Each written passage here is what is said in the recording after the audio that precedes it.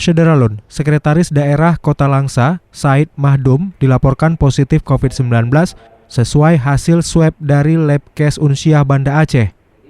Menurut Wali Kota Langsa, Usman Abdullah, yang bersangkutan kini telah dirawat intensif di ruang isolasi COVID-19 RSUD Langsa. Laporannya baru sampai dari pagi, hasil tes swabnya yaitu Pak Sekda Kota Langsa, yaitu Said Mahdum, Majid, umur 55 tahun, PNS.